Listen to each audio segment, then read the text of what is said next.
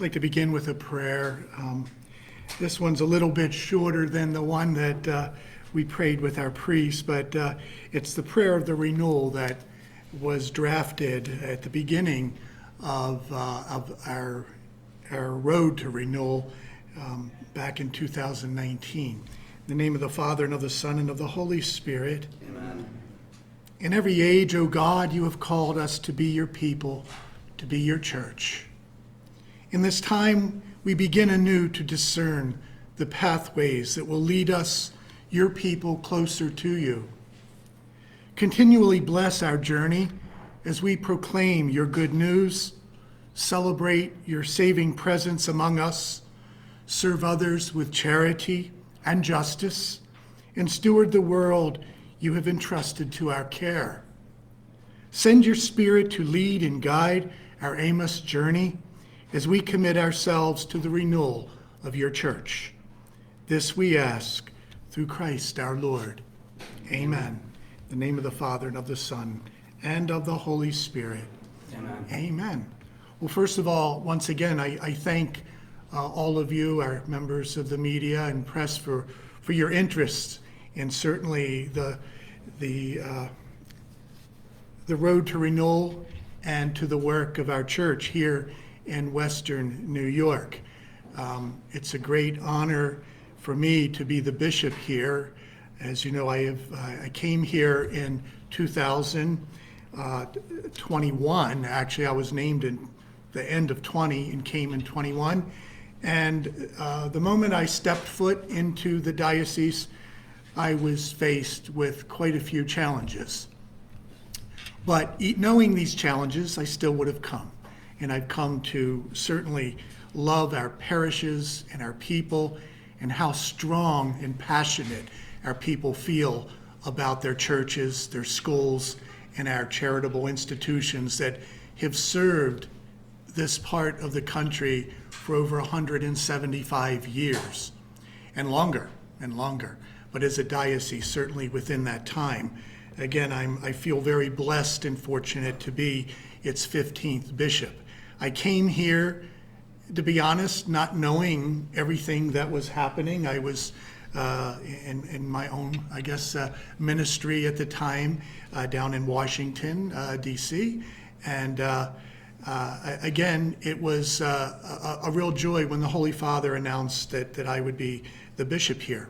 When I stepped foot, I was told that my name was going to go on to a lawsuit from the Attorney General, as well as that we were ready to declare that we had declared a Chapter 11 and a restructuring and reorganization. We were in the midst of a pandemic, so I guess my arrival here was a little rocky also because of that. And I was faced with also decreasing number of priests, as well as the abuse scandal that is rocking our church and many dioceses, but in a very profound way, certainly here in our diocese. When I arrived, one of the decisions that we needed to make was to move forward with our road to renewal. I see this today, meeting with all of our priests, as a historic moment in the life of our diocese. I think it's a time for us not to, certainly not to close our eyes to the challenges ahead of us, but to also see the unique opportunities and the hope that we can provide and continue to provide as church, even as we are faced with these obstacles and challenges. The part of the renewal was, again, that we were to form families so that we would be able to, our parishes into family structures, so that we would be able to pool our resources together, our financial resources, our pastoral resources, our charitable resources, and most importantly, also our personnel, our diminishing number of priests who continue to spread themselves quite thin. So when I first arrived, I put a little bit of a hold on the renewal because I wanted to make sure that those who would be entrusted with carrying the renewal forward would be able to do that. And those were our clergy and the leadership of our parishes. Also, did we have the leadership, we were calling our laity to greater involvement in the decision-making and in the work of this renewal, and were they properly being trained and formed for this important work? So the families were formed and came together in 2022, and we moved from basically 160 parishes throughout this region of Western New York into 36 families. Some families have 3 parishes within them, some have 6, and each of them would be headed up by a priest, and then we would determine how many priests would be needed to meet the needs of these specific families. That is a continual, I think, process and project. I've been involved with priest personnel for many years, and I can tell you it never ends. It's something that constantly needs to be looked at. The reality today continues to change. As we know, we continue to be working our way through our Chapter 11 reorganization, and we need to take a harder look at how we are restructuring and right-sizing the diocese here in Buffalo in light of a dwindling population, changing demographics, and fewer resources. Our Catholic footprint is no longer what it used to resemble. We are not the church we were 40 years ago, 20 years ago, 10 years ago, let alone 5 years ago. We are a changing entity, and I think that's the nature of church anyway. Every generation has its challenges and its unique opportunities to continue to evangelize. As I said, there is great hope, and I think that's why we have invited, I know Father Noonan, Mark Noonan here. He is working directly as a pastor, so you get it right from the horse's mouth, you might say, in the work of the road to renewal.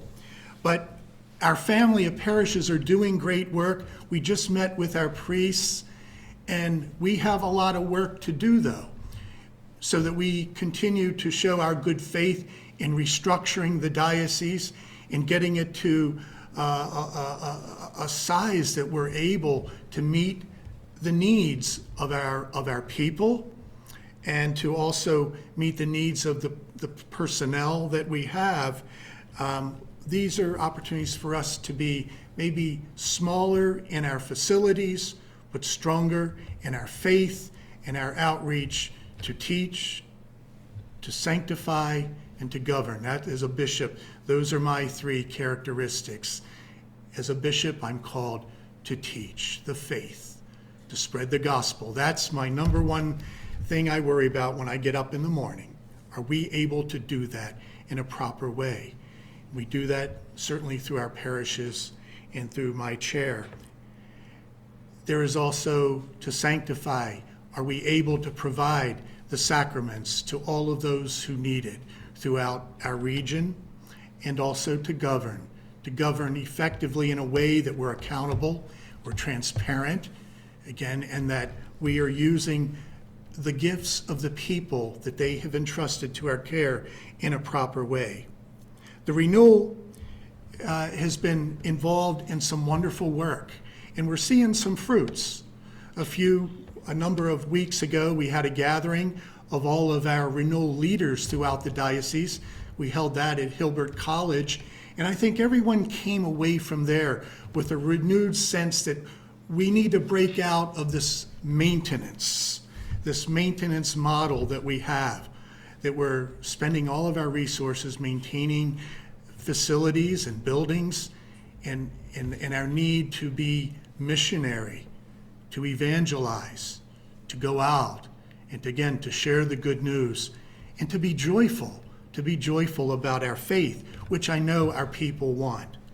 We had a youth rally recently at Villa Maria college, 250 young people who were hungering to be a part of their church and to deepen their faith and their relationship with the Lord.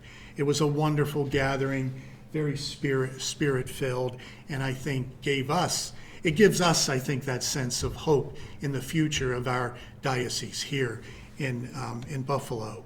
So we are focused, our efforts are focused on the mission and not only maintenance. We need to respond to some of the numbers and the trends that we have taken a hard dive into, that I know Father Brian will share with us in a few minutes, and to show that also our desire to right size this diocese so that we can, in collaboration, emerge from chapter 11 and again move forward with hope into a future where the church is still plays an important role in the people of our lives and the people of this diocese. God bless you, and thank you again for being here today. Good afternoon, everyone. I'm Father Brian Zaleski, the Vicar for Renewal Development, and so you have the slide deck available to you, and it will come electronically, but I'm going to go through a couple of things just so that you try to explain what's before you. So as we look to today's announcement, we're really going to focus on the need to right-size and reshape. When the renewal process began a number of years ago, starting in 2019 with the task force and moving forward, I want to acknowledge one of the first things that was mentioned is that the renewal was not about closing parishes. I hear that over and over again. We have to acknowledge that circumstances have changed. We shouldn't have said that the way we did when we started the process, because we have to be realistic about our changing climate, culture, changing demographics, changing populations. And so this process that we're embarking upon right now is going to address some of those situations. So some of the things that are taking into consideration as we're moving forward is, the diocese faces multiple critical challenges. I think we're aware of all of those. The financial strain due to Chapter 11, significant priest shortage, excess property maintenance. We spend much of our time focusing on buildings and properties instead of on mission. Declining mass attendance. Our average parish congregation, over 60% is over the age of 66 years of age, and only 9 to 12% are younger members in our congregations today, based on who's attending. The brass tacks of what we're here today about is to see the diocese where we are currently structured is 160 total parishes as of today, with 196 worship sites. As we're looking to these recommendations, looking at demographics, financial data, sacramental data, geography, looking at historical properties, architecture, taking into consideration where a parish is needed and how do we make sure that we can fulfill the bishop's mission of governing, sanctifying, teaching in all areas of Western New York, it's predicted that we would move to a projected total number of parishes of 106 with projected worship sites of 121. Now, what's the difference between a parish and a worship site? A parish is an entity, it's a canonical entity. A worship site are the number of specific buildings where Mass is essentially held, where services are held. And so sometimes that is one parish, one building. Sometimes it's one parish is two buildings. And so that's just the difference between those two numbers there. So as you're looking for the Diocese of Buffalo, that's a 34% reduction in parishes and a 38% reduction in worship sites. And as we look to our Western New York region, the Catholic Church is not the only one reorganizing, restructuring, and taking a hard look at how we minister going forward. So this fits the culture and time of our day, and it helps us to be better stewards and responsible for what we need going forward. Just to share with you some of the things that were analyzed. So what's happening is the Road to Renewal is making recommendations to parish families on recommended mergers and closures. These are not final decisions, but it takes the data that I'm showing you here in parish demographics, financial contributions, sacramental participation, and various regional considerations in our urban environment, suburban, and rural, and really taking those into consideration and what's needed in those climates to move forward. So we're looking at all of these factors to determine what recommendations we're going to make to families of parishes And then we're looking for them to take that information, consult with their leadership, and then either approve the recommendation or make suggested recommendations. This is a consultative process. It's a synodal process in the way the church functions moving forward. And so we want to make sure that we highlight that. We're giving guidance, recommendations, looking for leadership input and creativity to respond back to us. And of course, we might not know all of the circumstances and factors that every parish community has before them, or every family of parishes. And so we want to give them the opportunity to give us suggestions. And so there will be a process for that to happen. So as we're looking at some, I'm not going to go through all the details. You can read the slides, obviously. But when we look out across our diocese, there's a 49% decline in registered households. In parish demographics, we look at registered households versus contributing. And there's a movement in the diocese across the United States to look more towards contributing households because they're directly participating in the mission of the church in some way. And so they give us a more accurate number of people that are participating in parishes. Registered households can be people that just show up and then might not be participating in future endeavors and things that are taking place in parish life. So we can see those numbers have changed. 49% decline in registered, 39% in an increase, 12% stayed the same. While those are registered, when we look at contributing, 53% reported decline in contributing, which indicates decreased engagement. Again, there's a slide that describes the difference between a registered household and a contributing household. So for example, as we're looking to the future, Parish A might have registered households of over 5,600 people, households, but their contributing households are only 868. That would tell us it's a poor engagement level in our parish communities. And there could be a number of reasons for that. It could be people are registering in a parish just to receive a sacrament and then moving, not really participating in parish life until the next sacrament is needed. It could be poor record keeping. There's a lot of factors that could be taking place to explain that discrepancy. When we look at Parish B, this is what we would determine as a high engagement rate of a parish that has essentially just over 1,100 registered families versus a little over 1,100 contributing families, a 98% engagement rate. This tells us things are moving in a good direction as far as parishioners being involved. This is an example of one of the parishes in our diocese. And so what we essentially did in your packet is we looked at the geographic areas and what are those contributing versus registered percentages. Gives us an idea of participation rates in different areas, geographical areas of our diocese. And so those are provided for you. When we look at financially, we can see that 39% of parishes have less than 50% of registered households contributing. That's an alarming trend.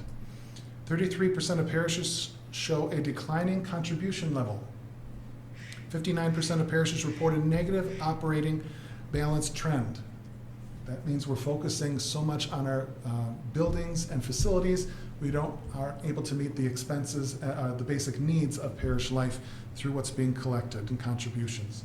When we look at sacraments, we can see that there are concerns. 52% of parishes celebrate an average of less than one baptism a month in our diocese.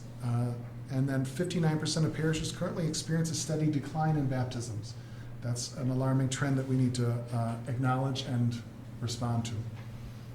So some very paraphrasing here, some snapshots of our vicariate. A vicariate is a region in our diocese. We have 7 geographical vicariates in our diocese.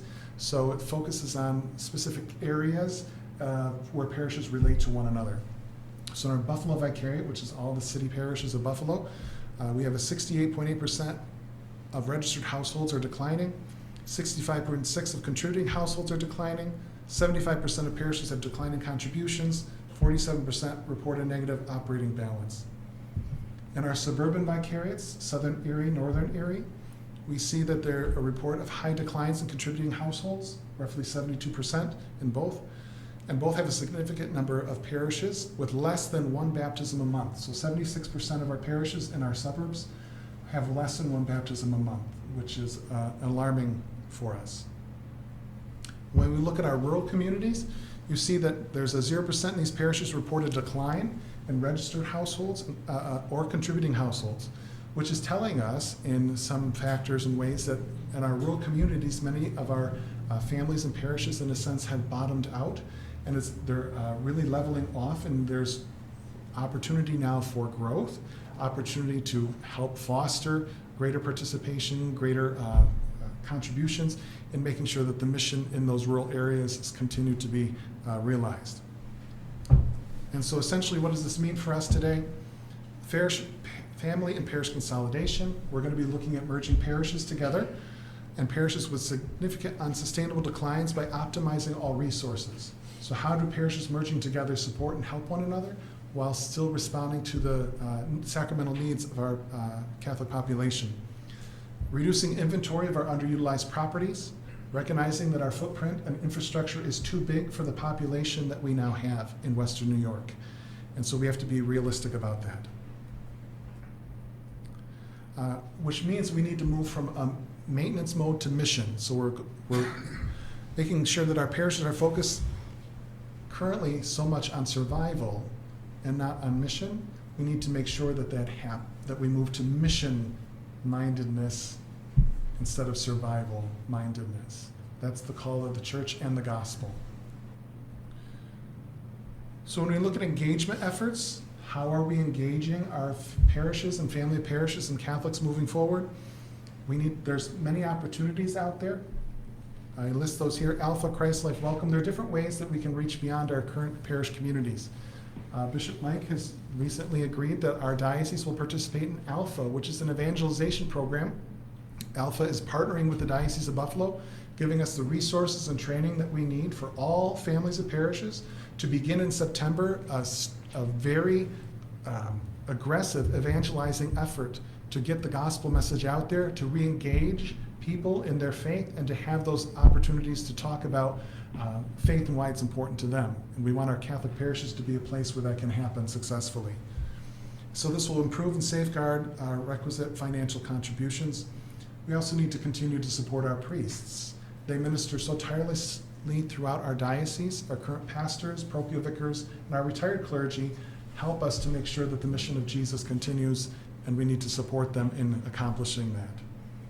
So the next steps that the pastors received today in their meeting is there will be regional vicariate meetings between the dates of June 3rd and 14th, where the Renewal team will meet with each specific geographical region, giving them the recommendations based on all of the data, in which we will share with them the recommendations of what should merge or close. All clergy, family leadership teams, their trustees, are invited to attend that meeting, and their deacons, so that they can all be on the same page of why we are making the recommendations that we're making. As those recommendations are made at that vicariate meeting, they will then be allowed to take those recommendations back to their larger parish structures to talk about them further, and to either acknowledge and accept the recommendations that were made, or to provide alternatives to what was recommended. And we'll want them to do that by July 15th.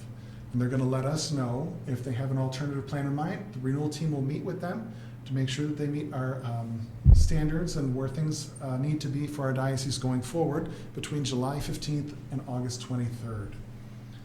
Our plan is that we would have projected listing of finalized parishes and list of those parishes to merge and close by September 1st.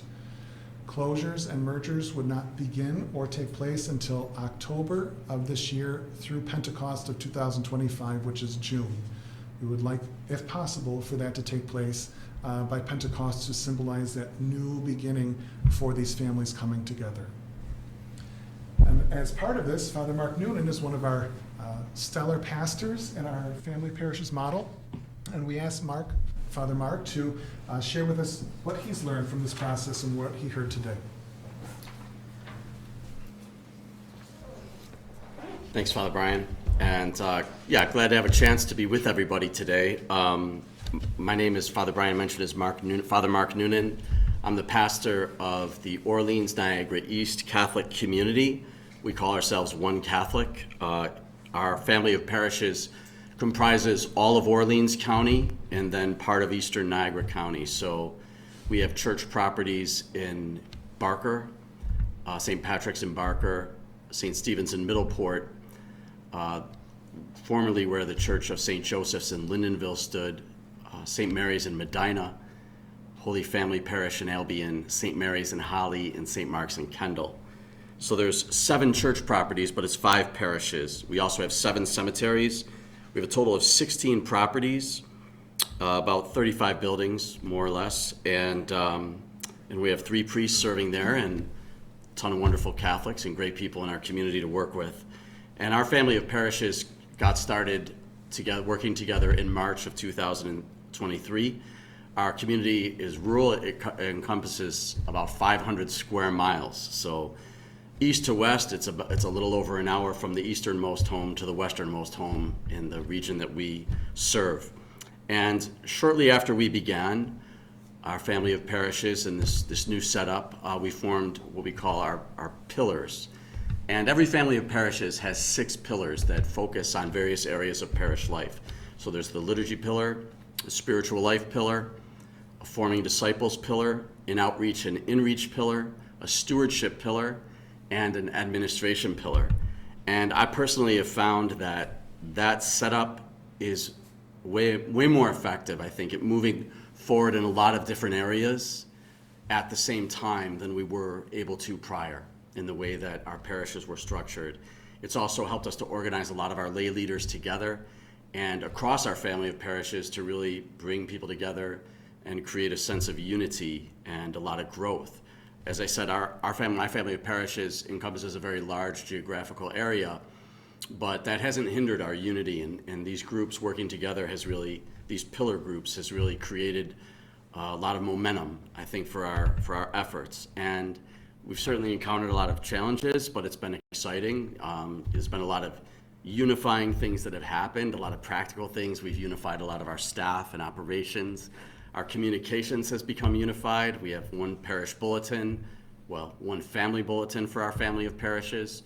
We have one website. We have one Facebook page, and a lot of things that we've unified. Our faith formation for kids, a lot of our efforts to evangelize, and we've been able to build a lot of unity amongst our people.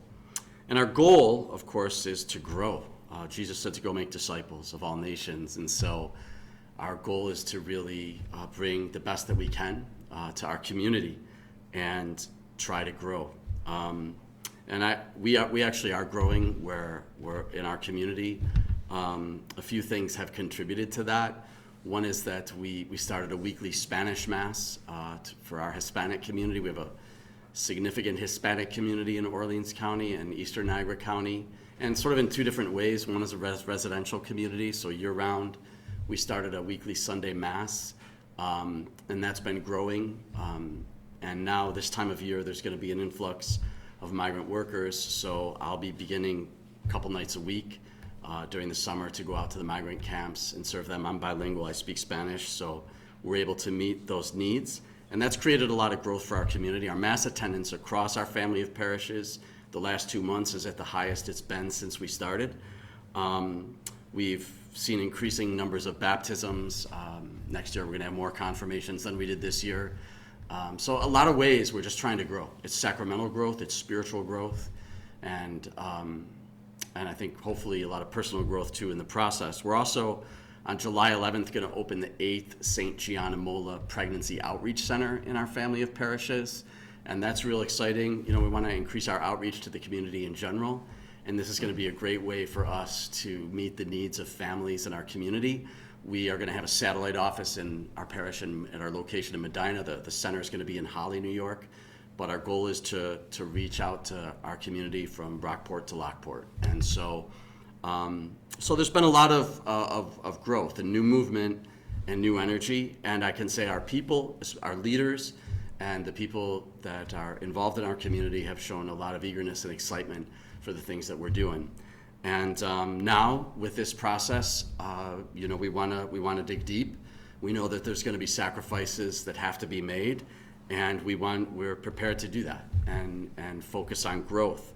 Our administration pillar, which, as I mentioned, is one of the key groups in this Families of Parishes process.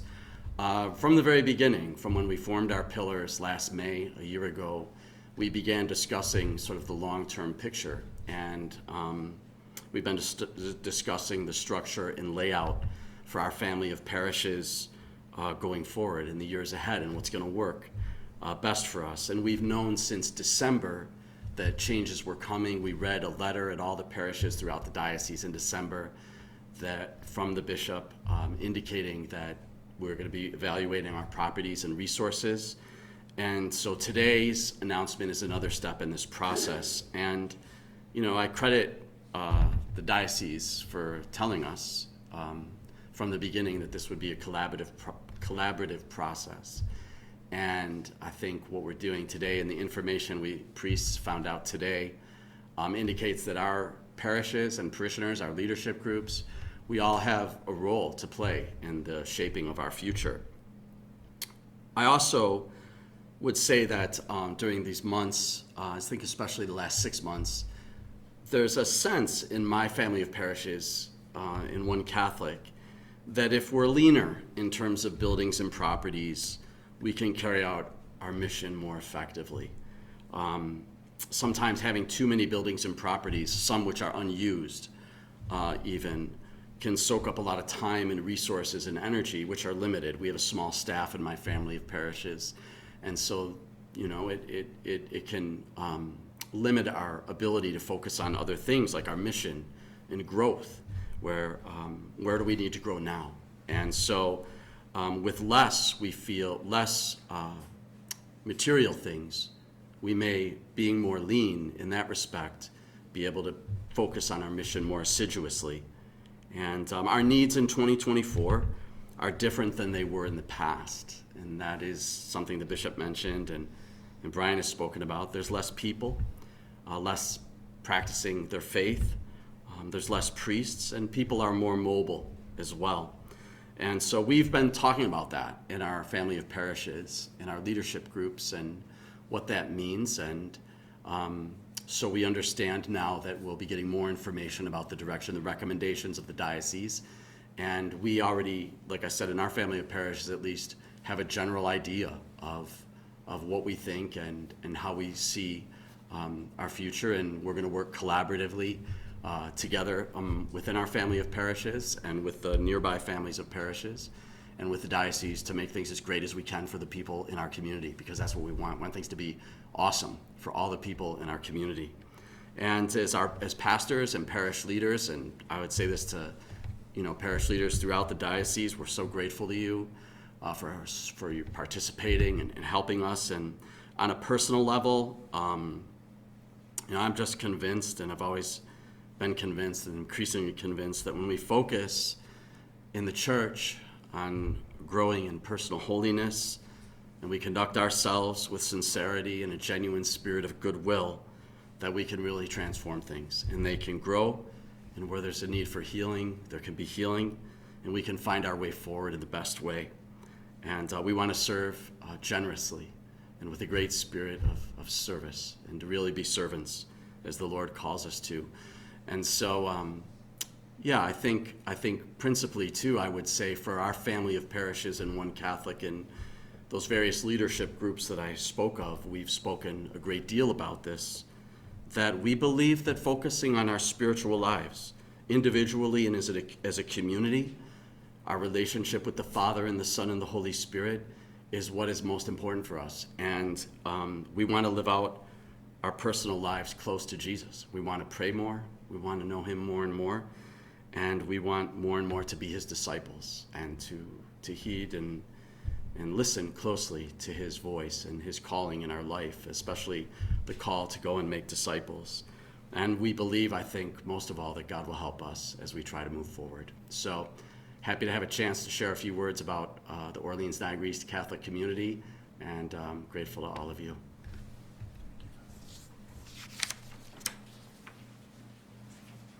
Thank you, Father Mark, Father Brian, and Bishop Mike. At this time, we'd like to take questions. I know it's been a lot of information today. Once again, just want to remind you, we'd like to restrict, we'd ask that you restrict your questions specifically to today's topic. So, Brianne Rozier with Spectrum News. Throughout the process, how will you ensure that access to parishes remains equitable across all incomes and rural, urban areas? So when we looked at looked at all of our dioceses, there were lots of factors that were considered. So geography was one of those key factors. And looking at our rural communities, transportation, so frankly, looking at how far do people drive to go shopping. That's typically the amount of mileage that we would expect people to be able to drive for participation in the sacraments. So we looked at factors that are out there already to help guide us in making these recommendations. When we looked at our urban setting, looking at busing, poverty rates, looking at those families that walk, are there other opportunities available? So we tried to take all of those factors into consideration. Now, it's not a perfect model, but we tried to make sure that access to the sacraments and spiritual well-being of people was considered in all of these recommendations. Yep. I was wondering, in the last time, this was a long time ago, obviously, the journey of faith, but when vicariates were involved in decision-making, there was a lot of pressure put on certain people. Some did not like those decisions made. That caused a lot of backlash. How will you avoid this time around as you get those vicariates together? So one of the things I would just want to reemphasize is that was a previous process that took place in the diocese a number of years ago. The renewal process is different than Journey of Faith and Grace. And as we look to the renewal, I think we're in a culture and a climate now that as we're working more collaboratively, as far as our vicariates have been working together, where they've already established this working relationship and understanding that they're part of the shared decision-making process. So I think the structure that we have today is different in many respects than it was back when that former process took place. So it's set us up, I believe, for more success this time. Alex Simone, WBFO News radio station. Are you guys going to be, or will this all be done sort of as a blanket effort to all parishes and worship sites, at once, or are there certain aspects that will be focused on in like the South Towns at one time, and then Niagara County? You can always make the best laid plans that you want, and then reality strikes. And so while today we're presenting a plan, we also know that we have to be flexible in that plan, because you're dealing with people's lives, you're dealing with parishes, you're dealing with the reality of day-to-day life with people. So therefore, while we have a goal, everything's collaborative. We have a goal in mind that, of course, announcement of what those finalized merger parishes will be in September, with the goal that next Pentecost, next June, that would be completed. If we need to adapt and adjust because of special circumstances and situations, we have the ability to do that. But we also need to have a goal that we're trying to achieve together. Will any schools be affected in this merger? So as we're looking to the schools, and the bishop wants to talk about the school process. Yeah, the schools obviously are precious to us. I have committed in my ministry that Catholic education is important in our mission, into the mission of the church. As we move forward, and we are in the midst of our pastoral planning with our schools, how do they fit within these local families of parishes? So that's being looked at now. We have a committee and a task force looking at that, also preparing a pastoral plan there. But we also need to look at how we're doing that in a different way. Our classic parishes, or our classic schools where they were attached to one parish, are not working any longer.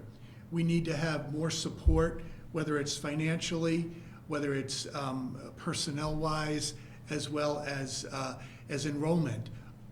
And I think as we look at forming these families and strengthening the family of parishes, how do the schools fit into the structure there, as well as how are we delivering education to our people all the way from pre-K to college. I mean, outside of Philadelphia, we have more colleges or institutions of higher learning than anywhere in the country. So we have a lot of resources in these regards. But that is an important part of our plan. We're trying to bring that into sync with what we're doing in terms of our work with the they're part of the renewal, obviously. But what we're committed to is any parent that wants their child to have a Catholic education in the diocese will be able to do that. And we have to look at, again, the demographics as well as the resources, whether it be in the city or down in Olean. You know, it's a wide variety. And how are we going to fund those schools? How are we going to support those schools? So it's certainly something we have better minds than mine in terms of education working on right now with us. And hopefully we will sink that into our planning for our renewal for our parish families.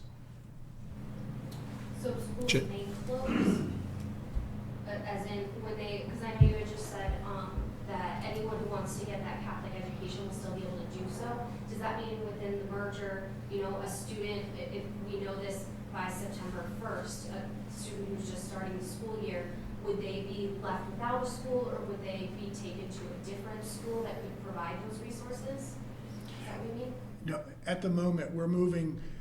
We have really two types of school. We have schools that are maintaining themselves right now, but we also have schools, quite a number of our schools that are in crisis. So we're developing plans to how do we deal with our schools that may we might be presented with a challenge. Usually it's either financially or no children in the seats. So we need to do that. But what we're looking at though within these families is how do we deliver education in these schools in a different way. Now that's not going to be done overnight. You know, again, we're not quite there yet where we're going to be, but we can assure that, you know, come September, again, our parents we want to encourage them certainly to enroll their children in our schools. Brad from Channel 2. You guys mentioned about baptism being 52% on the decline. How alarming is that for the parishes? And that, well, I mean, if you think about new families that you should start of the next generation in the baptism of the sacraments, I guess how alarming is that? And then how can that maybe change and reach out to the youth? I've said right from the beginning, when we look at the vitality and the life of our parishes, that to me, what's more important than the financial piece are how our sacraments are being celebrated. That's why we're there. And when we see that there's only one baptism a month, I was also alarmed at the fact that we didn't have what was the how many parishes? What was it? 66 parishes didn't have anyone who came in to the into the church during the Easter season through the RCIA. That to me says we're not doing we're in maintenance mode. We need to be evangelizing, and we need to be out there again sharing our faith. That's what our mission is about. So that to me is very alarming. It's part of what keeps me and I know my brother priests up at night. You know, we celebrate a lot of funerals, and I mean those are wonderful things, but we need to replace them. We need to replace them with wonderful people, and we need to. This I think a challenge to us when it comes to our young people, our youth, but we're faced I think with the same challenges that our society are when it comes to again encouraging our youth to be more engaged in their faith, in their church, and in our institutions. Jay. Apologize, I got here a little late, so if this was mentioned early on, I apologize. But so my understanding is the thought is a third of the current parishes somehow be merged, which ends up being on the order of 54 parishes. 38%, I think. Right? Yeah, 38%. Mm-hmm. Oh, it's 38. So 34% of parishes, 38% of worship sites would be Okay, merged that or was my next closed. question was, well, the actual buildings, the Right. I don't have a sense of what that 38% of those projected to. So that's through our recommendations. After looking at the data, that's where we're at right now. That's why that consultation phase is so important, because it gives parish families an opportunity to analyze that. Is this realistic? Is it practical? Does it meet the needs of where we're going and the family moving forward? So to say that that's an official number is difficult at this time because we haven't had the input back yet. And we want to make sure that parishes and families have that opportunity to engage back and forth with us, recognizing, we have some things we have to think about as we're going forward in the diocese that, make sure we meet these benchmarks. But at the same time, we have to listen to make sure that, we're hearing where parish families are at as well. So it's, we have to do this together. As a follow-up to that, the families have been now together for over a year, right? All the families. And, they were under sort of guidance or instructions to examine your properties and sort of figure out, well, do you need this or do you need that? Can you discuss the extent to which they did that and whether they were able to come to terms on their own and figure out, well, we can close this worship site, but that it's just too difficult to do that within a family, and you have to step in. So a couple of things. Number one is that not all of our families have been functioning for a full year. So roughly 2/3 have been functioning for a year, and they're moving on a year and a half. The rest of them really just were inaugurated on July 1st of last year. So they're just coming up on their 1 year. So when you have priestly leadership and teams that are now coming together, they're really new in this whole process and trying to respect the fact that as we asked them to look at their properties, they did a good job at telling us, percentage of use and is this needed in their family going forward? But they also are looking for some guidance from the diocesan level, from the Renewal, to help guide them in, is this essential for the mission of what's expected in that family going forward into the future? So I consider it a both-and approach. They looked at their properties, we're giving them some guidance from above, and now we're going to mutually come upon a decision together. So that process was needed. Is more going to be expected of these larger parishes now in terms of contributing funds to help in the settlement process? We're working on that right now, but obviously, all of our parishes, all of our entities, we are going to need to participate in order for us to emerge from Chapter 11. And that may need to be, how that's done, we haven't worked that out yet. We heard rumors that parishes could be asked to give up to 80% of their savings for the settlement. Is that true? Again, I can't comment on that at this time. You can't comment on that. No. Yeah, because of the gag order, Andy, through the courts, we're very restricted about what we can talk about with the Chapter 11 proceedings. So. We can't say the Chapter 11 reorganization is essentially, this is part of that, the Chapter 11 reorganization with the Renewal. We have to reorganize for the future and to meet, the future with hope. And so that's why the reorganization is helping us and forcing us to take a hard look at ourselves and how are we going to emerge. For those locations that will be closing, is there any plan for how those spaces, like maybe sell those spaces or some other way in which those could be utilized after they're closed? So there's a Buildings and Properties Department for the diocese in collaboration with the leadership at the Chancery that we're going to have to talk about and look at that process, making sure, of course, that there's best use of spaces and making sure that they meet what we would expect from the former sacred space and all that kind of stuff. So there's all of those guidelines in place that will guide families in making these decisions and actually executing the sale of these properties as we go forward.